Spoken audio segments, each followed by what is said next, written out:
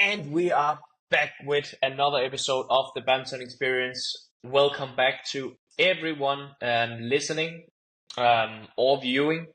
It's good to be back. Me and Hans-Kristian has a fantastic episode for you guys lined up today. Hopefully, I don't know Hopefully. yet, but we'll see how it goes. You're already But adding the pressure. yeah, that's how it's supposed to be. I'm just scrolling through our YouTube page here, the Badminton Experience. I have my laptop here on the side. Mm. Um, and the podcast we did with Marcus Gideon popped up 2 years ago. It says Yeah. 484,000 views. What Pretty good. has happened to us? Now we're down to like 10, 15,000 views, but we still appreciate it a lot. But we need to get that video to 500,000. Yeah. I guess it's possible within a year or something. If everyone who's watching this episode can just go and click on the Marcus Gideon episode, then we'll be close to 500,000. Yeah, that's correct, because I expect like 15,000 views or something from this one. I mean, that's where we are at this stage. We are a 15,000 view channel, something like that. But like again and again, we can just say we're not consistent enough to go higher, but we try our best to do as much as we can. And you didn't win any tournaments on the Asia Tour, so we only guarantee episodes whenever you win a tournament. We always have to do an emergency podcast when you do that, but you didn't win anything, so 100%. That's why it took a little while to sit here.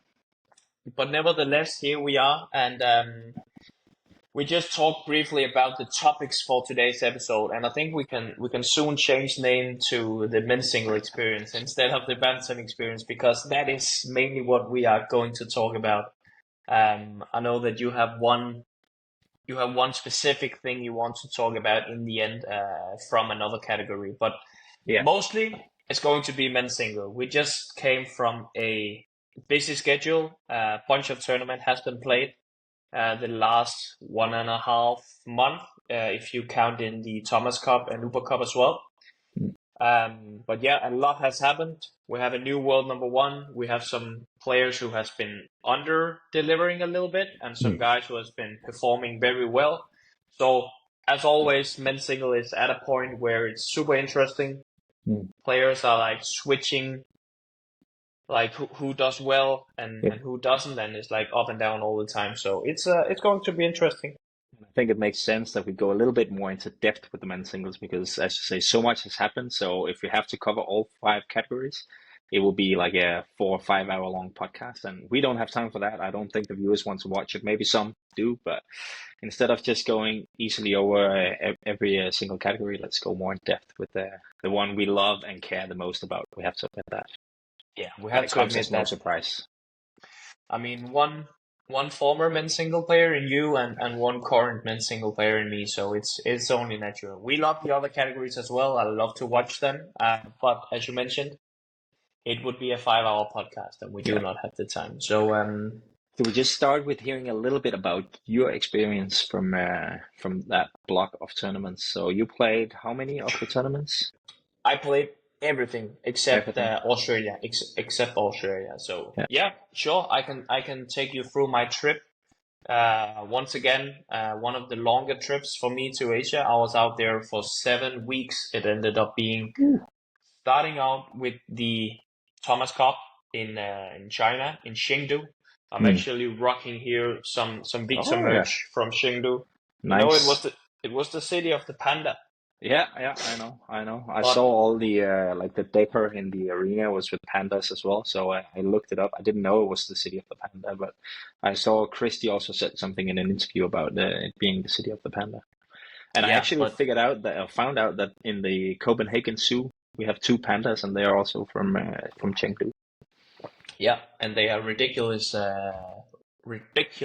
expensive. I've heard as well. Yeah.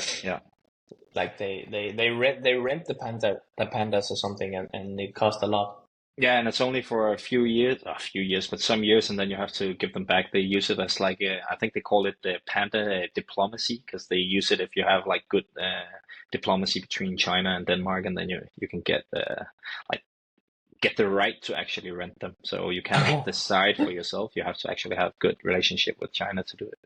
So I actually Great. saw them last week. I went to the zoo with Vincent. Oh, But nice, nice. anyway. I live just nearby, but I gotta admit that I never go to the zoo. I have been there a couple of times in the past, but no. I'll take you next time. I didn't get to see the pandas live in Chengdu, so maybe I should go here and watch them. You should. Yeah. But anyway, you played Thomas Cup. Anyways, yes. Played the Thomas Cup in China. A little bit of a disappointment for the Danish squad. We lost in the quarterfinals to Chinese Taipei, who has a strong team. So I mean, it was going to be a tough one. We knew that prior to the match, but obviously we had hoped to proceed further into the tournament. We had a very strong team, I would say, but yeah, it is what it is. We lost in the quarterfinal. From that, I went to Malaysia and practiced 1 week. Once again, I had a phenomenal week in Malaysia and in Kuala Lumpur. I would say my second home, because I've spent a lot of time in KL, also in January and in December, and done well at the Malaysia Open in January. So I really gotten to like the place. Did And you once practice again, in the National Center or with Li Shijiang? I practiced at BAM at the National Center, yes. So I have a good relationship with them. They have a big group of young up and coming players, and it's very inspiring for me to practice there, because I feel like I'm trying my best to up the level in the practice, and I feel like they are doing everything they can to try and beat me in all these games and exercises that we do. So it gets very, very intense, and I feel like we push each other very hard. And obviously, I'm coming from the outside. I want to do very well in the practice. I don't want to be there and be kind of like have a not so good attitude or something like that, because I really appreciate the fact that I'm able to come there once in a while. So I try to do my absolute best and give the guys some good training, and they do the same to me. So it's very nice. Who are the guys you're training with there? I guess it's Junhao Leong, right? Yes. I mean, they are a group of like 8 to 10 players. I can't remember the name of all the guys. But yes, he's there. He's been having a really good showing in the last few weeks for sure. Yeah, he's a very interesting player, one to look out for. Definitely had some very good results here in the Asia tour.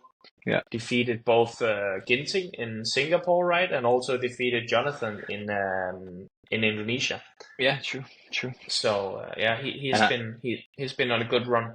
I saw his name regularly on these, like BWF has started uploading the top smashes of every single tournament, and I saw he's one of the guys with the hardest smash every single time.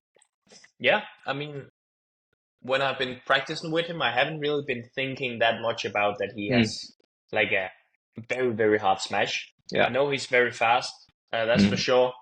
But I saw those lists as well. It surprised me a little bit, but yeah, I mean, maybe now that I think about it, he has a pretty hard smash, but I often find those lists a little bit weird.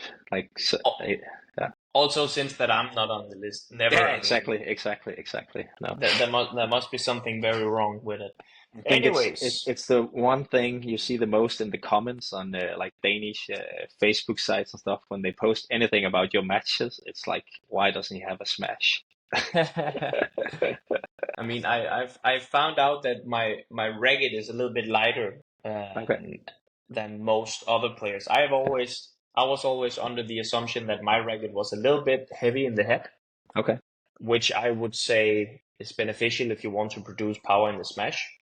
But many people tell me that it's actually not that heavy. So maybe if I were to compare with many of the other men's singles players, they play with a heavier racket head. Maybe what is the hardest smash you can record it? Do you know? My own smash? Yeah. No, I have no idea. No. That's a good question. Yeah, we need to look that up. I have a on the topic of smash. What do you think is most important? Is it technique, or is it like strength? Oh, What's I think, the most important component in order to have a hard smash? mm, yeah, that's a good question because yeah, I don't think you can really say one thing and leave out the other. But I guess with bad technique, it's impossible to have a hard smash. So even if you have a lot of strength, if you have bad technique, it's just not possible. And I think even if you don't have a lot of strength, if you have great technique, then it is actually possible to have a hard smash. So I guess, and with that logic, it should be technique. Would you agree? Yeah, I would definitely agree. I feel Mm, like there are many players who does not look like the strongest, mm. but they have a very great smash. I would say Lee Yeah, Chuk-yu yeah, yeah. from He Hong has an Kong. amazing I would smash. Yeah. also say Lakshya also has a very good smash. And those guys I mean, they're not looking like buff, Mm, like very, very muscular. They're pretty thin in their stature. yeah. But I guess they just have a really good technique, I guess. Just their rotation, the way of like starting out with the body, then comes the arm, and it's Mm, like a whip, something like that. yeah. True. Um, Good point. yeah, I would say maybe Victor. Victor also has like a great technique, but I also feel like that's more raw power as well. Yeah, I feel a lot of the guys with long arms, honestly, they have a great smashes, Lisi Jia as well.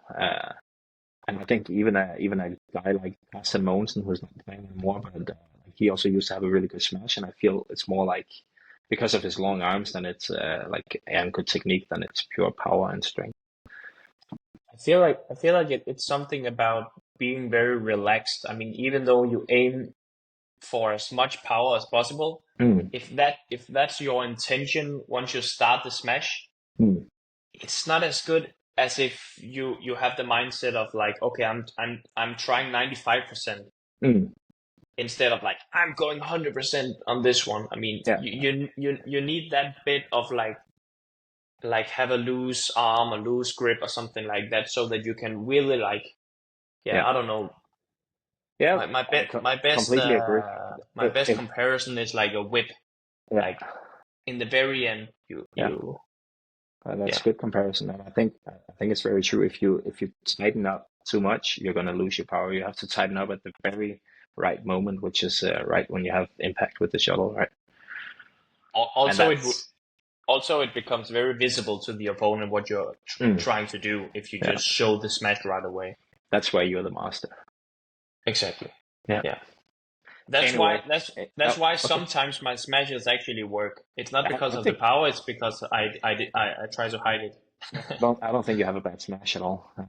I just find it funny that everyone is like saying that online. You just need to learn how to smash. Your smash is not bad at all. Thank you, bro. Yeah. But you Um, played in Malaysia, or you trained in Malaysia, then yes, you had to play Malaysia? I trained in Malaysia, but then the first tournament was in Thailand. So I had 1 week of training Oh. in Malaysia. Then I went to Thailand, lost in the first round to Kalong Angus, Mm, who played a good tournament. He finished second. He lost to yeah. Lisi Jia in the final. Back to Malaysia for a few days of training, and then started the Malaysia Masters, Mm, where I lost out in the quarterfinal mm, to Li Xijia, who also played a great tournament, and he also actually became second in that tournament yeah. and lost to Victor Axelsen in the final. So I would say that was definitely better. I played much better Mm, during those 3 matches compared to the first one. Then we move on to Singapore Open, where I was facing my compatriot Rasmus Gemke in the first round, played a very good match. I'm very happy with how I coped with the whole situation of facing a teammate, mm, and also the very windy conditions that it is mm. in Yeah, Singapore indoor stadium. It's a crazy arena. it is. It's it's super fun to play in there, I would say. Mm. Yeah, and it's always like a different challenge. Like you never know on each court how the conditions are going to be, and I feel like each year, like some years it's crazy bad, and then it's a little bit less maybe the following year. Like you never really know exactly what you're going into No, in that stadium. it's but I would say it's one of the most beautiful stadiums Mm. Yeah. that we play in. It's just huge. I mean, and there were actually also like, and also last year there were a lot of spectators. Yeah, So that's nice. That's nice. then I faced Lo Can Yu in the second round. That was a very fun match. I mean, Lo Mm. is a very tricky opponent on his Mm. best days. Yeah. He is yeah, he's a tricky player, that's for sure. I mean, his level when he's at his best is phenomenal, Mm. but he also has these dips where he's not performing that well. I think you saw it throughout this Asia tour. Yeah, yeah. Like I'd say like apart from the match against you, he's been performing pretty poorly actually for the past 4 weeks. He's not one of the guys you would really expect anything out of at the Olympics, but he's still one of the guys that I don't think anyone wants to be drawn to play against because, as you no. say, his top level is so crazy that Mm. if he's feeling it that week, then he's good enough to beat anyone. For sure. So I'm still waiting to face Low on one of these days where he has a dip where he's not performing at his best. Yeah. Because I think I lost the last 3 times that we have played. Okay. So All right. yeah, I'll yeah. Hopefully But one day he'll have a bad day against me. yeah. But I lost 22-20 in the deciding game. Hmm. So Would yeah. you But say you struggle a little bit more against really, really fast players? Because I remember you also used to struggle quite a bit with Ginting, right? I know you've beaten him a few times yeah. since, but the first many times you lost, right? Or is it I nothing mean, in particular like that? yeah. I don't know. I mean, isn't it obvious that you would rather play a slow player than a than a fast player? Or Of course, but like I would say, like in comparison to like a more physical player or yeah. like a taller, more just a guy like Victor, for example, I wouldn't say he's of course he's fast, but it's not one of his top skills. Mm. Um, Yeah. I and the mean, same with Lixijar, which is a guy that I feel like you have a pretty good head-to-head against. I know you lost the last one, but in general, I would say you're pretty good at figuring out how to beat a guy like him. I would say the challenge when you face guys like Lo Can Yu, and I would also say Lakshya Sen, or Mm. Yeah, he's fast as well. I would also put Kodai in that category. That you need to put yourself in that mindset that the shuttles are coming back again and again and again, and they're coming back in ways that you cannot imagine, Mm. and you might want to blame it on that's just insanely lucky or something like that. Mm. Because sometimes it's so absurd the way Mm. that they get the shuttles back, and you feel like it's going to hit the floor, but no, somehow they still manage to get it back, and you just need to accept that it's not pure luck because they can do it again and again and again, and they have shown that in so many matches. So when I play against these extremely fast players, it can be frustrating to produce a very good stroke one after the other, but it's just not going down. It's just coming back in mysterious ways. So I think that's one thing that you mentally need to be very prepared for. It cannot it cannot come as a surprise for you. You need to be prepared for it, I would say. Yeah, yeah, that makes sense. That makes sense. But definitely against a player like Low or a player like Ginting, you cannot compete with them at their absolute best game. I mean, when the Mm. pace is extremely high, no one moves as fast as they do. So I guess this is where shot quality, anticipation, some tactical moves comes into play. So that you can disrupt their pace or something like that. Yeah, so And they that's can't just play at the high pace all the time. Yeah, and I'll say that's definitely the challenge playing against those players who is extremely fast.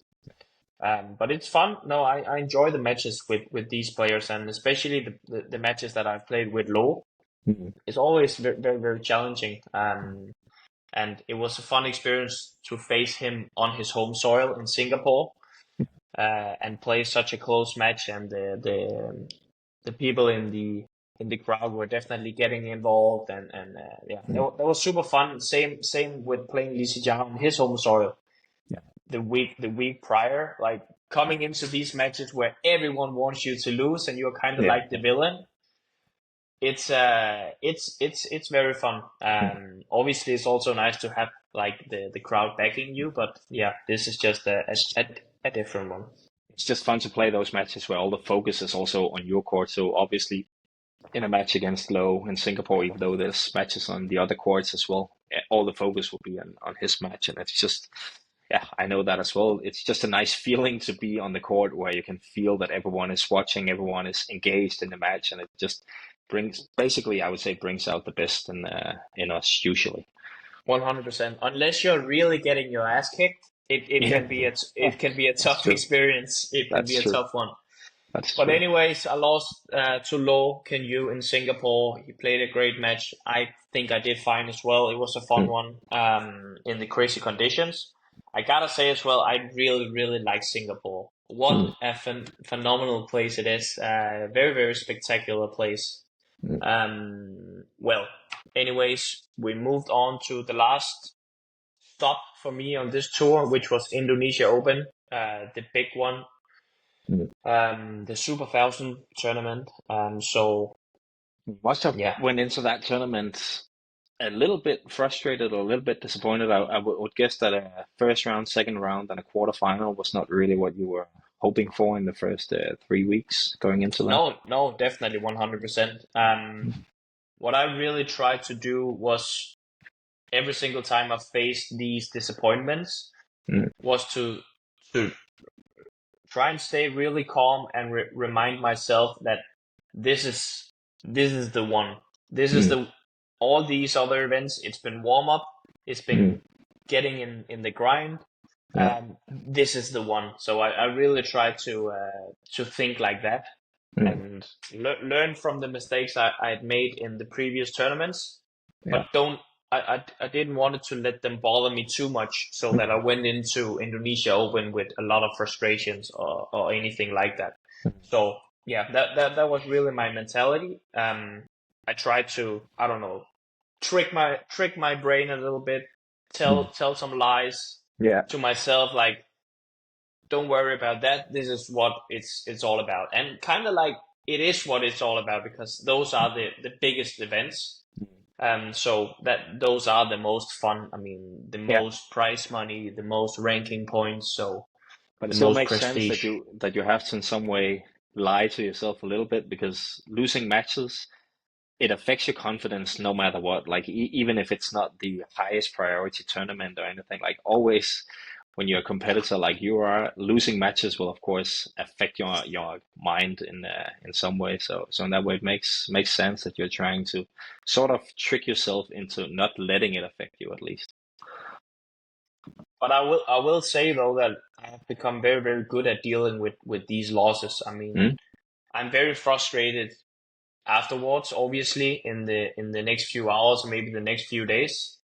But it just those feelings of frustration and anger and disappointment, they just very, very quickly turns into like motivation for mm, me. So yeah, I mean, every single day that I lost a match, the morning after I'm in the gym or I'm back to practice and I'm trying to learn from the mistakes, trying to mm, correct some minor things that I felt like I could have done better and stuff yeah. like that.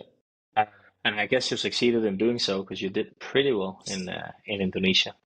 yeah, I mean, it was Indonesia was a also yeah, it was a weird one this time because all this about when a player pulls out Mm. withdraws, then it messes up the whole draw Yeah, when a seeded nowadays. player pulls out, then they are rearranging all the seats in that quarter section of the draw, right? Yeah. Yeah, it's to So like balance the draw a little bit better, so there's not all of a sudden two seats that are pulling out of one quarter, and then it's some low-ranked players that will fight for the quarter and semifinal spots. yeah, and I guess this can sound a bit weird to the ones listening. It's Mm, a bit complicated, and I haven't mm, really 100% understood the new system of how they mm, move around with the seeded players. yeah. Anyways, I was going to face Lo Can You in the first round in Indonesia. Mm, So yeah, I mean, you had in mind that I lost to him in Singapore, and I had mm, like 5 days to prepare for a new match with him, facing him again. And if you know me, like how it works with, getting very disappointed and frustrated, but then it turns into motivation. So I was really fired up about having to face Loken Yu once again. And I mean, I basically prepared for 5 days, but then the evening before the match, I got to know that Victor Axelsen pulled out of the tournament. And then, with the draws and everything, so I ended up getting Victor's spot in the draw. So I was not going to face Loken Yu. So I ended up facing Lee Choi-gyu in the first round. I won that one. Then I faced Kantapon in the second round. Lakshya in the quarterfinal. Very happy with that match because I have the utmost respect for Lakshya's game. That was an amazing match also to watch. It was one of your matches where I watched the full one. It was just world-class badminton and an amazing match. It was It was one of those matches where you're watching, you're not leaving the screen for a single moment because it was just amazing rallies and it was tight and intense and everything. It was great match. That's good to hear. I mean, Lakshya is I feel like he's better than his ranking shows. I mean, I don't know exactly, but is he ranked something like 12 or 13 or something in the world right now? I can check straight away with my computer right here. He is right now number 14, actually. 14. Yeah, so he's only the second highest ranked Indian player, and I would say at the moment, there's no doubt for me that he's in better shape than Pranoy, who's ranked 10. Like he's in a bit of a dip of form where I feel like Lakshya, he's going the other way, that he's getting better and better, and he's definitely one of the guys that you also, some of the higher seats would like to avoid in Paris. And he was, I actually at some point thought that he was going to win against Victor Axelsen in Singapore. I was watching their match. I think they faced each other in the first round in Singapore. And at some point, Lakshya, it seemed like he really had the momentum. So it just showed that he could also have gone further in the tournament in Singapore, but he just had a very, very difficult draw against Victor in the first round. He was, I think he was 10-8 up in the third. Against Victor in that first round. So I faced Lakshya in the quarterfinal. I faced Kundahood in the semifinal, which was a very fun match as well. Ended up being a very physical match. A free set match, and then I lost to Shi Yuqi in the final. How do you feel about? Which brings us to the new world. No, you were about to say something. Yeah, I was just gonna ask you about that final. Like, what do you feel about the final? You looked a little bit, I would say, a little bit slower in the first game, and then it was kind of like you were hyping yourself up, psyching yourself up in that second game, coming out with a completely different energy. And I think from that point on, the match also reached like much higher level, even in the third game as well. Even though you lost it, I still felt like it was a very different Anders compared to the first game, where I didn't really feel like you hit your top level. No, I mean, I would say I definitely had a bit of a tough time getting going in that match. I mean, I don't want to make excuses or cry or complain, but I did not have the best rest from my semifinal to the final. It was only like 14-15 hours. So I felt on that final day that it was a bit difficult for me to get my movement going and my shot quality going and just my awareness tactically and stuff. But at the same time, credit to him in that first game, I think that he just executed brilliantly. So I kind of had the feeling at some point, let's say, okay, I'm trying to make a lift, then he just smashes it down to the floor. Okay, then I try to play something at the net, then he just made a spin on the net, hitting the tape of the net, and it was kind of like everything that I tried, he just executed in fantastic manner the other way around. So I told Joachim, my coach, after the first game that, again, I tried to stay positive. Maybe trick my mind a little bit, but I told him that this might be a very good thing. This might not be the worst thing that could have happened in this first game. Maybe it could have been worse to play like a tough set and lose 21-18 or something like that. Yeah. Because I definitely saved a lot of energy in that first game, and I was also playing on maybe the more difficult side, playing with the drift. Yeah. So yeah, I came out to the second game, just really tried to up the pace, try to pump some energy out in my system, try to be a bit more vocal, and I think that worked pretty well. I got going and also won the second game quite comfortably, 21-12 or something like that. And then I felt the beginning of the first game, of the third game was quite competitive. It was close up until, was it 7-7 or something in the third game? Yeah. But again, from there, I think he just executed brilliantly, and he played a very good last half set, and really showed also, I mean, the amount of confidence that he has in these situations where it gets tight. I mean, what a run that he has been having. Yeah, he's been winning winning after coming back from some really crazy situations. I think was it 1916 he was down in the third against Li Shifeng in Singapore, and I think he survived also a match point against Naraoka in Singapore. Yeah, he seems like, I think for me that seems to be the biggest difference in terms of like his confidence in the tight situations, and especially in the finals. So he used to have this reputation a little bit that he was losing a lot of finals. He didn't really get the wins, but it has really changed this year, and it seems like that's really after he won India in January, where he finally got that title. It just seems like he's been so calm in those situations, and often, I would say actually often deciding the matches on his own. So like he's scoring the points. It's not that he's relying on mistakes from his opponents, but he's actually trying to win it on his own and succeeding with it. He has the confidence to do that, even if it's 21 all or 20 all or something like that. Yeah, and he is also against Toma Junior Popov in that must have been the quarterfinal at Indonesia Open. I think he was down 17-15 in the deciding game. And then a few minutes later, he won like 21-17 or something like that. So it definitely also comes down to confidence in these very crucial stages of a match. And I feel like there's no doubt that he is riding high on confidence at the moment. Yeah, and he's also pretty clear the world number one now with the rankings. Just looking at the ranking, he's 6,000 points ahead actually of Victor now. So he could stay in that number one spot for quite a while, because he also doesn't have a lot of results to defend actually in the next 6 months. Most of his good results are from December and until now. Yeah, I mean, he won 3 tournaments, right? Or 4 tournaments? He won 4. He won 4.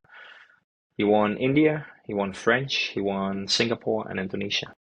Yes, so it's 3 times Super 750. Yeah. And 1 Super 1000. And then he placed second at Malaysia. Malaysia Open. And placed second at the World Tour Finals. Yeah. So he's won 4 out of the last 6, and if you count the last 8, he's been in the final of 6 of them. So it's pretty impressive. And also he went undefeated at the Thomas Cup. Yeah. So last time he lost a match, that must have been at the Asia Championships against Jonatan Christie. Yes, he lost that semi-final, and then he pulled out against Christie in the quarterfinal of All England. Yeah.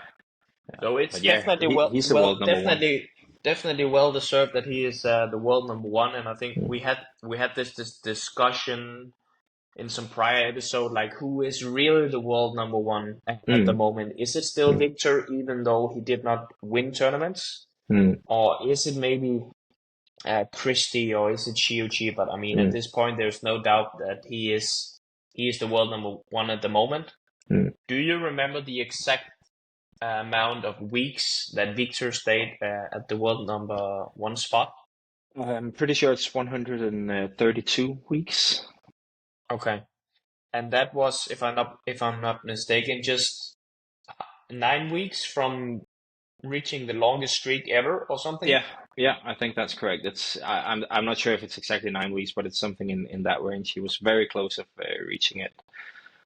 Okay. It was And I since guess December 2022, I think, or November, something like that. okay. I guess Lee Chong-wei has the record. Yeah. Okay. Yeah. Yeah, that's a shame. It could have been nice for Victor if he could have kept that just for a little longer then. But yeah. I'm sure he would have liked that, but I think it's fair enough with the way they've been playing for the past year. I think I said it on my own podcast as well that I thought she was the best a few weeks before, and then I actually got a little bit nervous when I was watching the Malaysia Masters and Victor won it.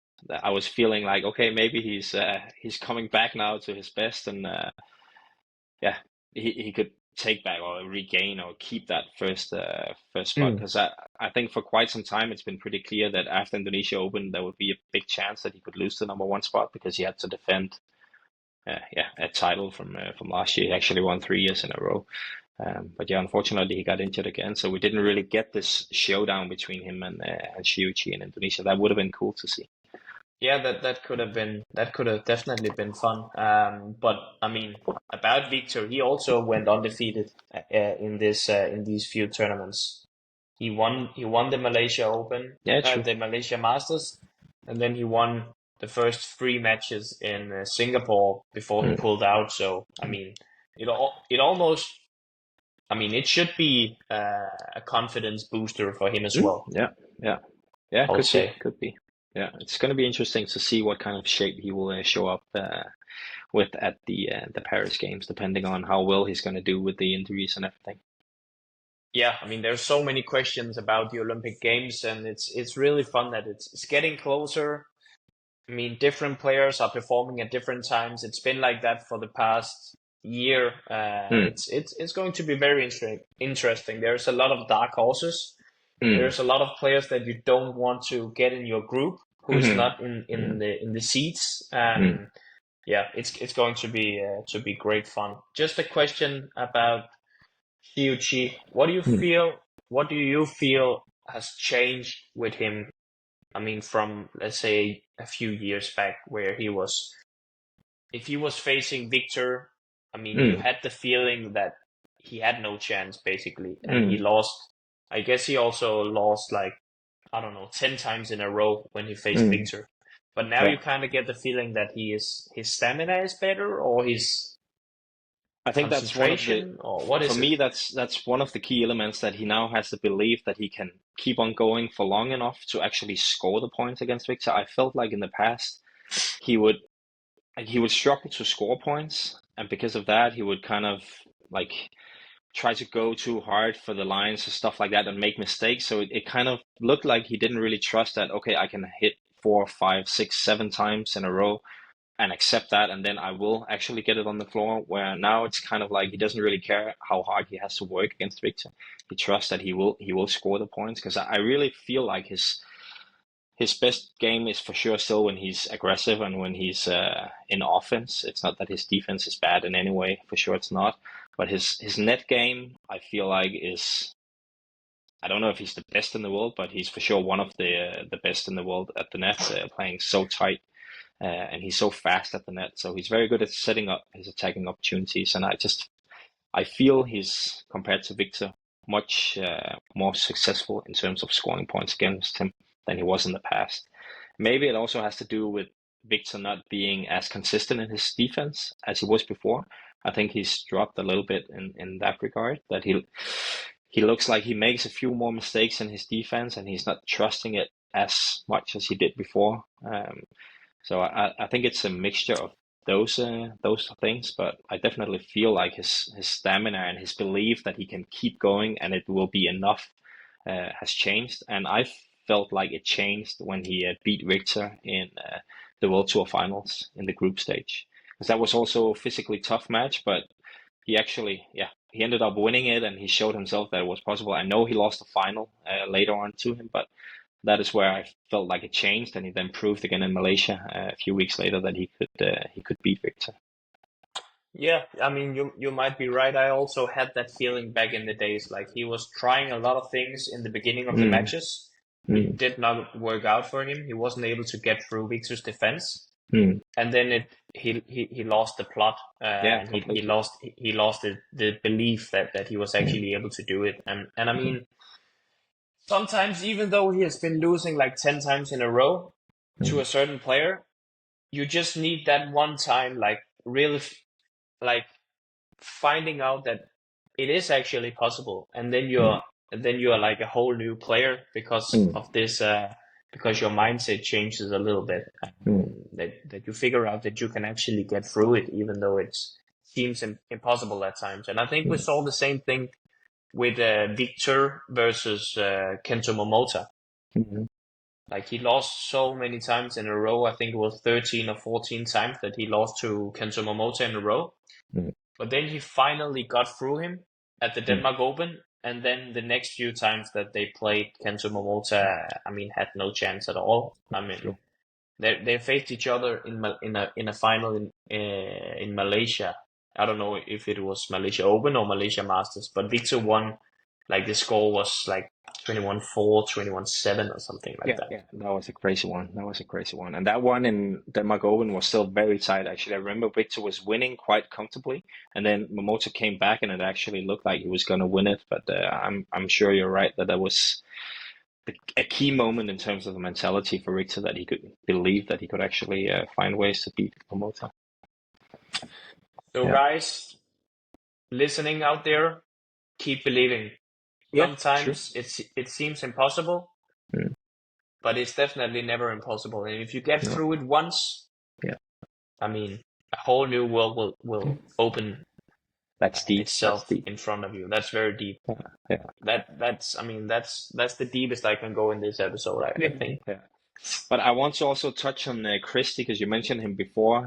That in the previous episode we were talking about like who's the real world number one, and we asked the listeners out there to like write down what's your top eight and who are the top guys at the moment. And a lot of them was mentioning Christie because he just won that All England. He won the Asian Championships, and then like I felt like it came maybe not out of the blue, but it was a little bit.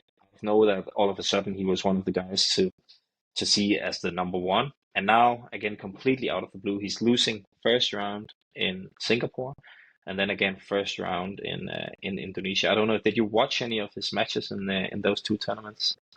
Yeah, I watched the one in Singapore where he lost Mm. to Chou Chen. Yeah. I think there is in Singapore there is one side that is supposed to be much better Yeah. than the other side. And I think Jonathan started out on the side that's supposed to be good, like playing against the drift. Yeah. But it's also just sometimes in the first round when you're not really into the whole bit, you're not Mm. really into the circumstances and how you Mm. want to play. Mm. That might be an advantage for the player playing on the difficult side. Mm. Because he can kind of like just give everything and hope that the player playing against the drift is not totally ready, or you can catch him off guard a little bit. Yeah, so he can't really exploit the advantage of being on the good side yet because he's not too comfortable with the conditions Yeah, yet. Yeah. exactly. And I felt like that happened a little bit in that match. Mm. Mm. And he ended up losing on the good side in the first game. Mm. And then it's an uphill battle from there. It's difficult for sure. But I mean, the weird thing about that first game against Chou Chin was that he started out very bad, but then Mm. he actually caught up to Chou Chin and he actually Okay. ended up leading. I think he was leading like 15-11, Mm. and Okay. then still ended up losing the match. So Okay. Yeah. I mean, yeah. So the point I just made maybe do not make so much sense, because he actually got going and had a Yeah. good lead. Yeah. Yeah. But It could be yeah, part of the reason still. I think he did a little bit of the same in. I wasn't watching everything against Junhao Leong, who he lost to in Indonesia, but he was losing the first game 21-13, and then he was actually he was down all the way in the second game. It was looking really bad. He was down 15-11, and then came back and won that set. So you would kind of think that, okay, now he got going and now he feels more comfortable and everything. And then he just walked out and lost that third game easily. He was never even in the lead, losing 21-12. So it surprises me a little bit because he was a guy he must have been really high on confidence. So when he get those moments where he actually gets going, I would think that it comes a little bit more natural to him, and then he would find a way to win in the end. So I was very surprised to see him suddenly lose those two first rounds, and it makes it very difficult to really, for me at least, really trust that he's one of the main favorites for Paris. Like obviously it's still possible for him to win. It's nothing like that, but I don't really trust him in the same way as I trust of course, Shi Yuqi, but also a guy like Victor. I would trust him a little bit more to be able to perform. With Christie, I don't really know if we can expect him to be, in the final, or if we can expect him to lose a surprising match. But I'm sitting here thinking that this is maybe the best spot that he could be in, because we have talked about Jonatan multiple times. He pops up once in a while, then he wins the French Open. Then he might loses a few tournaments early. Then he wins the Hong Kong Open. And it kind of goes like that. I mean, he's really up and down. So maybe it's very good for him to I mean, I guess if he had went on, just kept on delivering at the highest level, I don't know. Maybe it wouldn't have been. The pressure would be crazy for sure from Indonesia. Yeah. The pressure would have been crazy, but it's also like you get a wake-up call when you suddenly lose two first rounds. You're not just riding high on this crazy confidence. So I guess that he goes back to the practice and he is fired up. Yeah. And he's really motivated and eager to right his wrongs. Obviously, it could also implement itself in him as losing some confidence and stuff, and obviously that's not good. But it could also be a positive that he has underperformed a little bit. Yeah, he gets back, gets extremely hungry, and then he come back to the Olympics. So I think he is at a spot right now where he's very dangerous because of the history with Jonatan, where it's up and down all the time. And maybe this was like the down he needed in order to really go up and perform at the Olympics. Yeah, that's a good point. And maybe it's the same with Ginseng, apart from the fact that he hasn't really had those ups lately, but he's also in a position where I don't think a lot of people really count him in as one of the favorites. But yeah, but then again, it's only a few months since Jonatan and Anthony faced each other in the final at All England. So true. Just because they did not perform at their absolute best in these recent tournaments, I still feel like on their best days at these big events, that they are capable of playing at an extremely high level. And Jonatan won the All England, won the Asia Championships. Anthony also has a bronze medal from the last Olympics. So extremely experienced both of them, and it's definitely two players that, even though they haven't been delivering good results in the last few events here, you should definitely fear them 100%. Yeah. I don't have to fear them, fortunately. No. Unfortunately, but it must be nice just sitting in the couch eating candy and not having to worry about their game or anything. I'm out there struggling, fighting, trying to figure it out. Yeah. True, I do enjoy it, but I would like to play the Olympics as well. I have to admit that, but not in my current shape, because playing against any of those two guys, that would be no fun for anyone but those two guys. I'm sure they would have fun toying with me, but no one, even maybe you would enjoy watching it as well, but I don't think anyone else would. No, I would say I would rather be out there. It's super fun to play against. Absolute world class players. It's the best. I'm sure that you'll miss it a lot since that you are retired now. That's always the matches I enjoyed the most was against the best players in the world. I would prefer to play the world number 1 and get my ass kicked compared to playing number 50 and playing a title match there. It's a lot more still fun. Get your ass kicked. Yeah, exactly. It's a lot more fun to play the best guys in the world.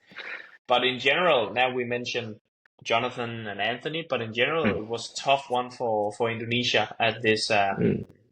in these few weeks. I mean, Chico also lost out early in the tournaments. Yeah. So yeah, Yeah. it, Yeah, it they wasn't have the basically best. no one really in Indonesia Open doing really well, right? They also lost early with all the men's doubles pairs. They had Um, one pair in the semifinal. yeah, which is an independent pair. They are not even Yeah. in PBSI. I just remember one of the guys is called Sabar, and I remember because it means patience in Okay. Bahasa Indonesia. Mm, It's Gutama and nice. Ishifani, I think the names are. Yeah. But yeah, they're independent. So apart from that, they had no one in the semifinals. Should Very we just disappointing. just a quick note on the Indonesia Open? Hmm? I talked about it a little bit in some of the interviews I did post the Hmm. match, post the final match. There was not a lot of spectators in the Estoril this time, Hmm. which was quite sad to see. Yeah. Um, Estoril, for those who don't know, is notorious for being crazy loud, full of Hmm. people, and it's some of the most memorable matches that I have played in my career is in the Hmm. Estoril. So it was actually very sad to see that it was. I wouldn't even. It's not. It wasn't even half full to the final. I would No. say maybe 25 or 30% full to the final. But I spoke to some people out there. They said that the pricing of the tickets Hmm. has gone through the roof and was way too expensive. And I guess having two events so close to each other, the Indonesia Masters in January and now Indonesia Open. Yeah, I don't know, but the prices of the tickets was too high, and the people did not want to pay that. So I really hope that they figure that out, solve that issue, so we can get a full crowd at the Solar Nine Yeah, again. it was definitely a bit disappointing to watch also on TV. So like even though the noise level is still loud, but just seeing the empty seats, it's not the Storlesen that we know. And yeah, I saw the prices. It was even more expensive to buy tickets for Indonesia Open compared to Denmark Open. And with Mm. when you know how much more money is like the average citizen earns in Denmark, it's pretty yeah, sorry, it's pretty crazy to think that it's yeah, more expensive in Indonesia. Yeah, I mean, yeah, that was definitely a shame. I just wanted to mention that. I mean, I think there is hundreds of millions of people living in Indonesia, and badminton is one of the Hmm. biggest sports out there. So Yeah. we should definitely, or they should definitely be able to fill an arena with 10,000 people. And I hope that we'll get to experience that once again. Hopefully next year. Hopefully next And year. and apparently we're never, I mean, we're never leaving Estonia, it seems like. Yeah, yeah. I remember I played last year in the summer, and I participated in this uh, will video to Estonia Sinayan where like 15 players were saying their goodbyes and like how many amazing experiences they had and everything. And it's just like you played again there in January, and now you played again for the Indonesia Open in the summer. So yeah, it'll be interesting to see if you ever leave that stadium.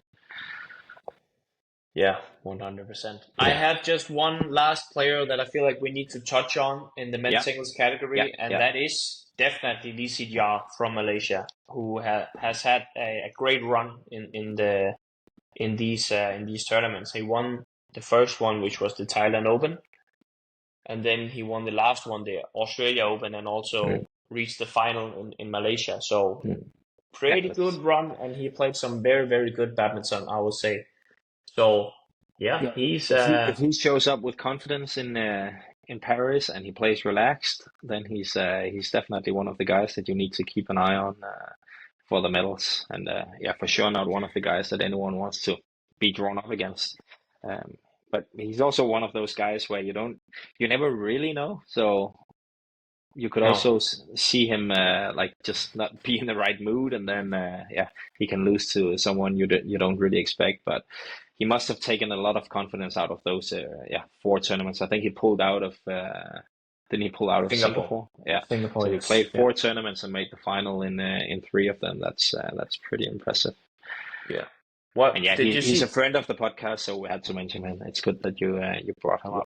100%. I mean, if I had to make a list right now, and I think if anyone had to make a list right now of like the Mm, favorites mm, for the podium in mm, Paris, mm. I mean, following these wins that he just had, I would have Yeah, to put him in there. yeah. I would say Shi Yuqi, obviously, Mm, is number one. We'll have to wait and see with Victor. mm, Um, then you have me, you have mm, mm. Jonathan, you have. I mean, Yeah, I could basically mention all of top 10, but yeah. still, I would favor Lisi Jar Mm. at the moment as it stands right now. Yeah, yeah, yeah. True, true. I also feel like Kunlewood is actually picking up form again. That he's getting better and better. 100%. And Kundewood is what I would consider a big game player. For sure, for sure. Like it He was already actually has fun. two finals in the World Championships, right? Winning one and losing one. I mean, if you have what he has three World Junior Championship titles, Yeah, yeah, yeah. and he has one runner-up at the World Championships and one gold at the World Championships. That Yeah, shows that you are a big yeah, game player. for sure. And I actually also told myself prior to playing against him here in Indonesia Open that I should expect a different version of him at Mm. this time compared to January, where I also faced him at the Indonesia Masters in Yeah. the semifinal. Mm. And I think I also got a better version of him. Mm. Tougher, faster, more persistent. Yeah. Yeah, I definitely told myself that. So it's going to be so fun to see Kunlavud at the Olympics as well. Yeah, definitely a big game player. Yeah, I'm excited for this men's singles at the Olympics. It's such an open field, and I didn't expect that just 1 year ago. So it's just amazing to follow it on the sidelines. It's going to be super fun, and I guess we'll make a few more episodes as we get closer. We have to make at least one more, but hopefully a few more. Yeah, exactly. Hopefully a few more, because you're gonna one... win. You're gonna win the Canada Open, so we have to do an emergency podcast after that. That's right. That's right. 100%. There is one thing, Hans-Kristian, that you needed to mention in this podcast. Yeah, we have to pay respect to Hendra Setiawan, because I just saw that amazing statistics online that he made the final of the Australian Open, and that was the 23rd consecutive year that he makes an international final in men's doubles. So for 23 years in a row, he's made at least one international final. It's such an unbelievable long time to do that and like be so consistent. And it was only the first year it was at like challenge level, or a satellite it was called back then. In the last 22 years, it's been at least at Super 500 level, or Super Series when it was called that. So it's just unbelievable consistency, and I think it's something it's a record that's going to be very hard to break. I saw someone, I think it was Jill Clark, who compared it to Federer, who's obviously one of the biggest sportsmen of all time. I think most people would say that.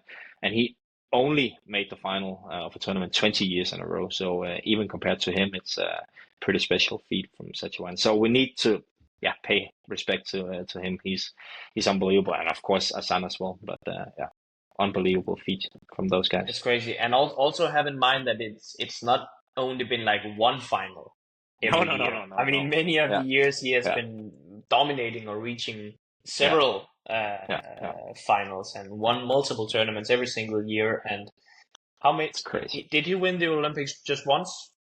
Yeah, just once in Beijing with Marcus Kean. Yeah, and I mean that's a decade ago. Yeah, and more I think maybe 4 World Championship titles in men's doubles. Okay. Something like that, yeah. It's crazy. I really hope that he will get a huge reception by the time he decides to retire. Like he should have a tournament named after him or something. Yeah, that would be amazing. What happened to? I thought Gideon and Kevin and Marcus. I thought that they were going to have like a farewell event at the Indonesia Open, but it got cancelled or something. Oh, okay. I didn't even know. Yeah, I heard that they were going to have one, but I didn't know that it was cancelled. Maybe because there wasn't sold enough tickets. I don't know. Yeah, maybe that's why. They deserve a full arena as well. They can, yeah, definitely. They can wait a little bit and then do it together with Setiawan by the time he decides to retire. But he will never retire. No, apparently he's never going to retire. No, It's crazy. I mean, that Kevin and Marcus decided to retire prior to Setiawan yeah, that's true. is actually insane. Yeah, that's true. But That's true. some big legends leaving the sport there. It's sad. Yeah, it is. And there we just reached 1 hour, 1 hour. of this So badminton experience. So I think we are going to call it here, Hans-Kristian. And let's call it a day, and then I can go pick up Vincent, and you can go do whatever you're gonna do with your busy schedule. I'm going to absolutely destroy the bike in the gym. I have a cardio session on the menu here this afternoon, so it's going to be a tough one. Enjoy that, mate. Thank you very much. And to everyone listening, thank you so much for doing that. If you haven't done it, please remember to subscribe to the Badminton Experience here on YouTube. Also, go and give us a follow on Instagram as well, the Badminton Experience. So we'll try to stay active, bring you guys another episode in the near future. Hope that you will stay tuned for that. That's all. Bye, guys. Bye-bye.